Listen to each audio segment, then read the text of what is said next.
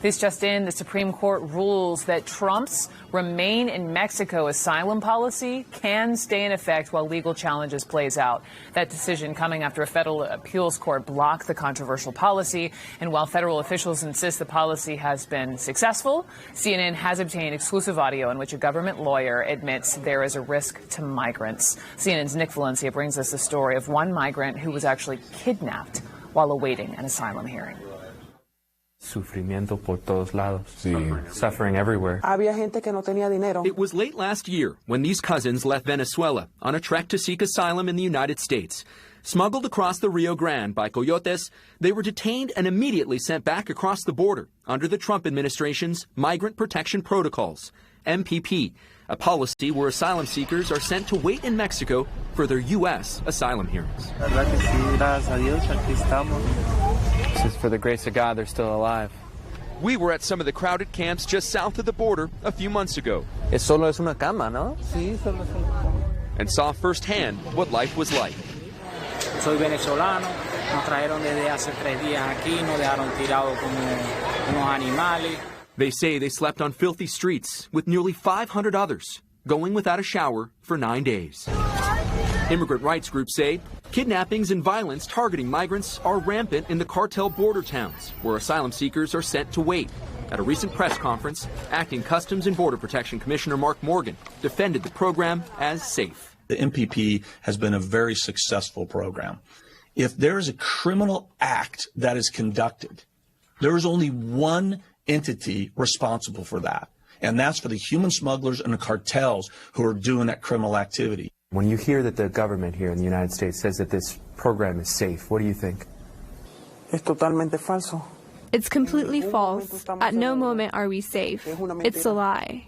They say it took less than 2 weeks waiting in Mexico for one of them to be kidnapped.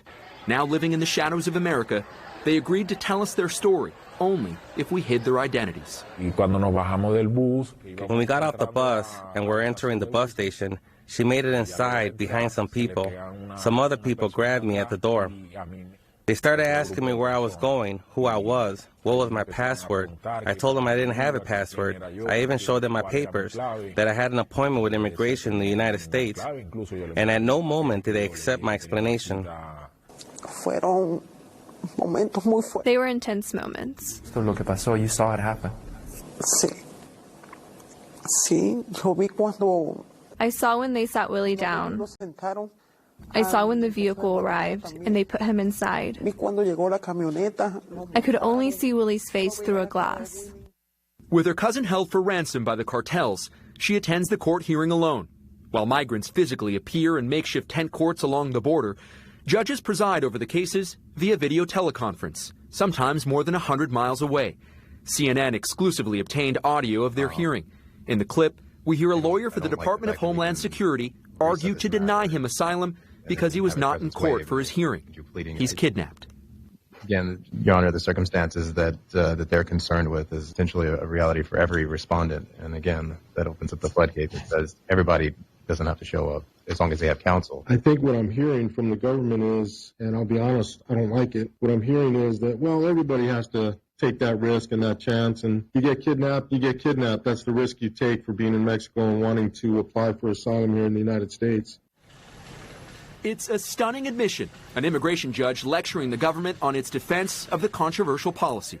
And I don't think it's humane, but we're talking about human beings and lives, and it's not a piece of paper, in my opinion. And I really don't like what I just heard.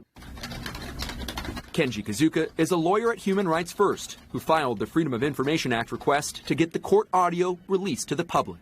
It's shocking to hear a government attorney admit that in court.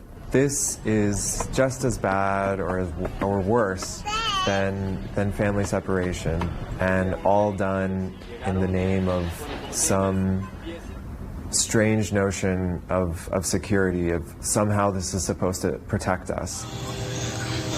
After 5 days, the kidnapped man says the cartel gunmen were so drunk and high, they let him go.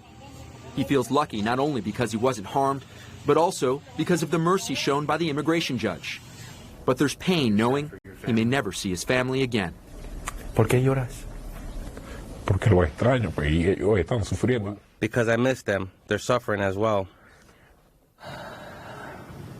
This is Nick Valencia reporting there, and I can tell you that both migrants in this report were given court orders to be deported, but they have been waived by a judge, allowing them to stay in the United States. We reached out to DHS and DOJ about the audio you just heard, and they wouldn't comment.